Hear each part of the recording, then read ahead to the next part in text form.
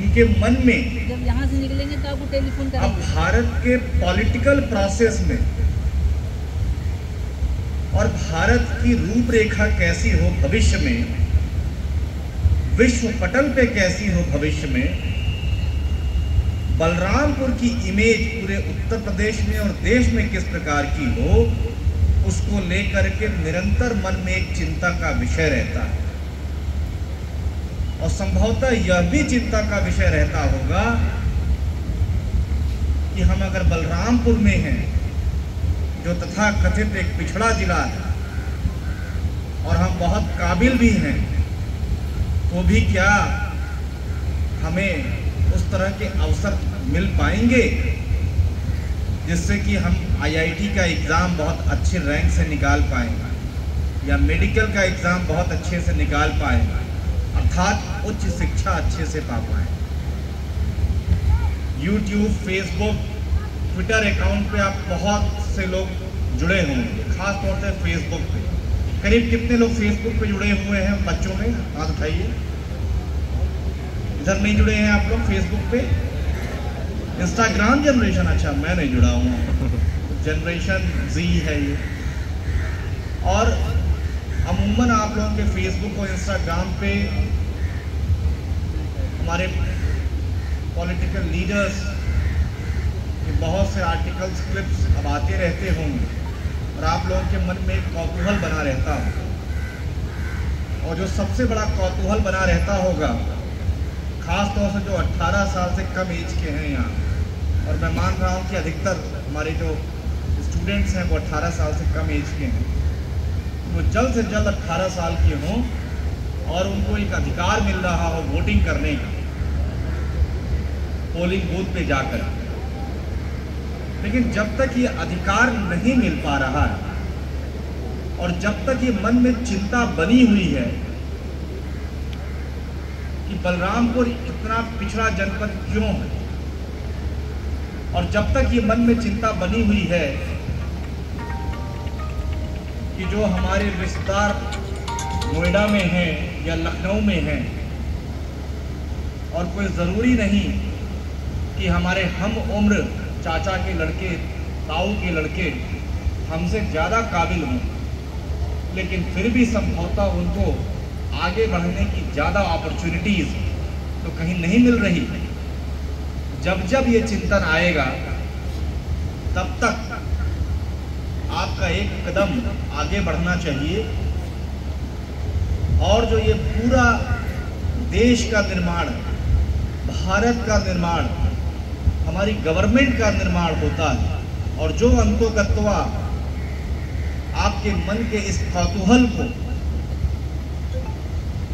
उसका समाधान कर पाती है,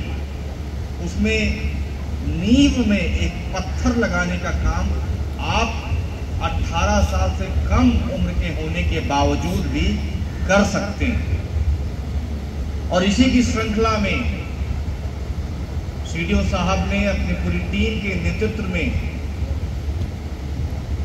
और हम लोगों ने एक विजनरी सोच रखी कि जो भी छात्र हमारे जिस क्षेत्र के हैं या जिस गांव के मूल निवासी हैं, वह अगर इस देश से प्रेम है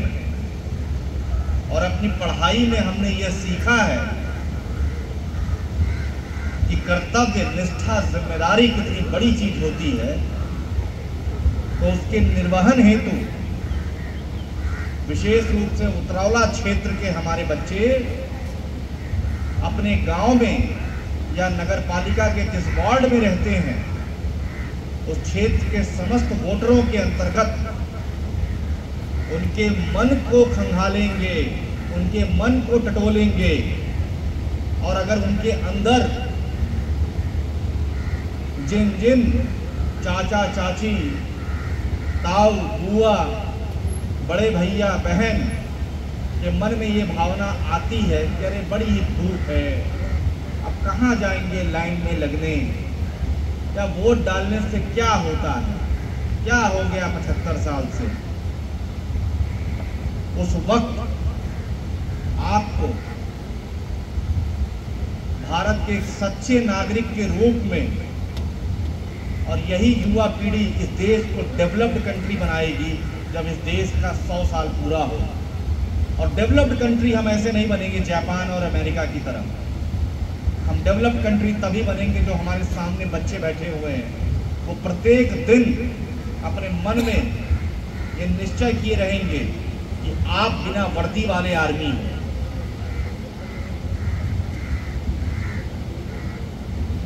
और उसके लिए बहुत सूक्ष्म काम जो अगले 2.5 दिन में आपसे मैं निवेदन स्वरूप कहता हूं और इसे मैं समर प्रोजेक्ट के रूप में आपको देता हूं। और विश्वास मानिए, जो ये समर प्रोजेक्ट सिर्फ 2.5 दिन का आप कर रहे होंगे, ये आपके आगे आने वाले करियर में बहुत बड़ा योगदान देगा। अगर आप में से किसी को आईएएस का इंटरव्यू या पीसीएस का इंटरव्यू देने का मौका मिल गया या अमेरिका की किसी यूनिवर्सिटी में मास्टर्स कोर्स करने के लिए चयन के वक्त इंटरव्यू देने का मौका मिल गया, तो विश्वास मानिए 10 क्वेश्चंस में से एक क्वेश्चन जरूर ये पूछा जाएगा, आपने अपने समाज की सेवा के लिए, जिसको कम्युनिटी सर्विस अंग्रेजी में कहते हैं, उसके लिए क्या किया है। और आपके बायोडेटा में ये 2.5 दिन का समर प्रोजेक्ट, जिसके लिए मैं विशेष रूप से आपको जनपद बलरामपुर के जिला प्रशासन का एम्बेसडर के रूप में